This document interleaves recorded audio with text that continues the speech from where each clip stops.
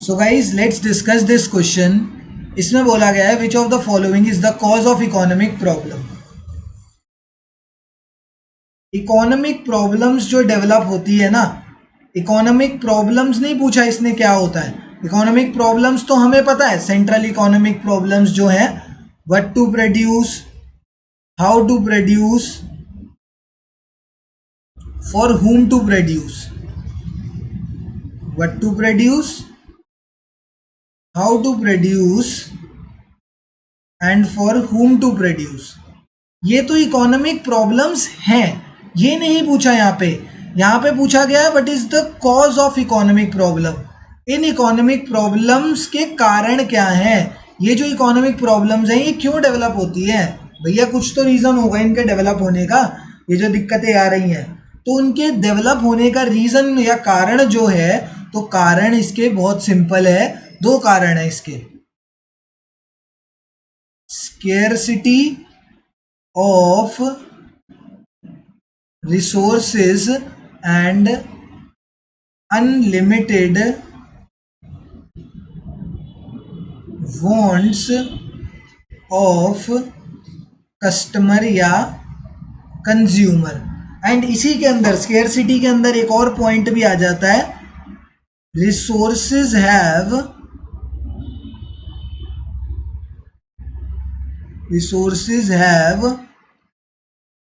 Alternative uses. इसी के अंदर का ही पॉइंट है, ये कोई एडिशनल पॉइंट नहीं है, ठीक है। इसी के अंदर का ही पॉइंट है स्केर्सिटी ऑफ रिसोर्सेज का। तो हमें पता है कि इकोनॉमिक प्रॉब्लम्स ये सारी हैं, what to produce, how to produce, for whom to produce. But ये प्रॉब्लम्स क्यों डेवलप होती हैं, वो इसलिए होती हैं क्योंकि हमारे पास जो रिसोर्सेज हैं वो बड़ी ही लिमिटेड है, उनकी स्केर्सिटी है, कमी है। क्योंकि ये रिसोर्सेज कहाँ से मिलते हैं, रिसोर्सेज हमें नेचर से मिलते हैं, एंड नेचर के पास इतना सब थोड़ी है कि सब कुछ बांट दे, ठीक है। क्योंकि जो ह्यूमन वांट्स हैं, ह्यूमन की जो वांट्स है ना, ह्यूमन वांट्स या कस्टमर वांट्स जो है वो कभी भी सेटिस्फाई नहीं हो सकती, can never be satisfied, never satisfied. Human wants can never satisfy, and उसको सेटिस्फाई करने के लिए हमें क्या करना पड़ता है, जो रिसोर्सेज हमारे पास लिमिटेड है, नेचर से मिल रहे हैं, उनके ऑल्टरनेटिव यूजेस निकालने पड़ते हैं। कि अगर कोई हमने सामान बनाया तो ये नहीं कि उसको एक ही जगह यूज करो, उसको अलग अलग जगह यूज करो, अलग अलग कंज्यूमर्स को देके, ठीक है। जैसे अब क्या है, हमारे को नेचर से एक रिसोर्स मिला, मान के चलो नेचर से हमें रिसोर्स मिला कॉटन। तो अब हमने कॉटन को क्या करा, कॉटन को इतनी अलग अलग जगह यूज कर दिया।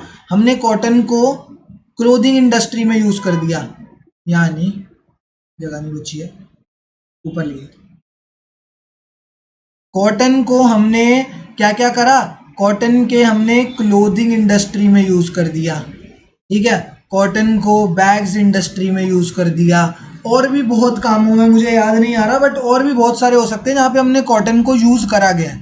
अगर तुम्हें पता है तो प्लीज कमेंट में बताना मुझे, ठीक है, कि कॉटन को कौन कौन सी इंडस्ट्रीज में यूज करा गया है। तो एक बारी बता देना अगर तुम्हें कोई पता लगे, ठीक है। और होते हैं वो मैं सर्च भी कर सकता हूँ, बट कोई ऐसी जानने की बात नहीं है, ठीक है। हमें जो भी मुझे समझाना है यहाँ पे वो मुझे ये बताना है कि देखो ये नेचर से हमें रिसोर्स मिला, इसकी लिमिटेड अवेलेबिलिटी थी, एंड ह्यूमंस को कोई भी चीज़ जो होगी वो हमेशा अनलिमिटेड चाहिए। तो उसको सेटिस्फाई करने के लिए, ह्यूमन वांट्स को सेटिस्फाई करने के लिए हमने एक ही रिसोर्स के अलग अलग ऑल्टरनेटिव यूजेस निकाल दिए, ठीक है। बट फिर भी तब भी ह्यूमन की वांट्स आर पार्शियली सेटिस्फाइड, तब भी ह्यूमन की वांट्स कभी भी फुली सेटिस्फाइड नहीं होती, पार्शियली ही सेटिस्फाइड होती है। तो एंड इसी वजह से क्या होता है, ये वाली जितनी भी प्रॉब्लम्स हैं, ये जो सेंट्रल प्रॉब्लम्स हैं, इसी वजह से ये सारी सेंट्रल प्रॉब्लम्स डेवलप होती हैं, इन कारणों की वजह से, ठीक है। तो these are the causes of economic problems. तो तीनों ही are the causes, scarcity of resources, unlimited wants of the customers, and the resources have alternative uses, still they cannot satisfy the customers. So these three are the causes of economic problems, therefore the correct answer is option number 4। Option number 4 हमारा सही answer होगा इधर।